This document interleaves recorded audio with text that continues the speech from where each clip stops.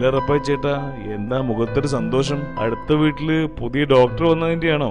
എന്നെ കൊണ്ടൊന്നും പറയിപ്പിക്കണ്ട. ഡോക്ടർ അതെന്ത് പറ്റി?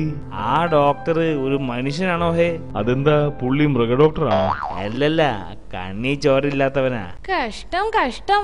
അതെ ടിൻഡു, ആ വീട്ടില് പണ്ട് താമസിച്ചിരുന്നത് എത്ര തങ്കപ്പെട്ടവനായിരുന്നു. തങ്കപ്പേട്ടനോ? അവിടെ ശങ്കരേട്ടനല്ലേ താമസിച്ചിരുന്നത്? ഓ അതല്ല, നല്ല മനുഷ്യനായിരുന്നു അവിടെ താമസിച്ചിരുന്നതെന്ന്. അതെയല്ലേ? ആക്ച്വലി എന്തായിരുന്നു പ്രശ്നം? ഞാൻ പുള്ളിയെ പരിചയപ്പെടാൻ പോയി. ആ ഡോക്ടർ കാലുമ്മേ കാലും വെച്ചിരുന്ന് TV കാണുക.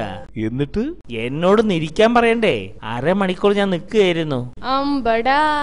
സാധാരണ ചേട്ടൻ എല്ലാവരെയും ഇരുത്താറാണല്ലോ പതിവ്. ഇപ്പൊ തിരിച്ചു പണി കിട്ടിയല്ലേ?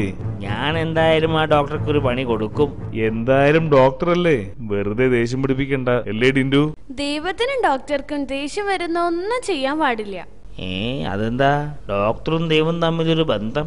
ദൈവത്തിന് ദേഷ്യം വന്നാ നമ്മെ ഡോക്ടറുടെ അടുത്തേക്ക് അയക്കും, ഡോക്ടർക്ക് ദേഷ്യം വന്നാ ദൈവത്തിന്റെ അടുത്തേക്കും.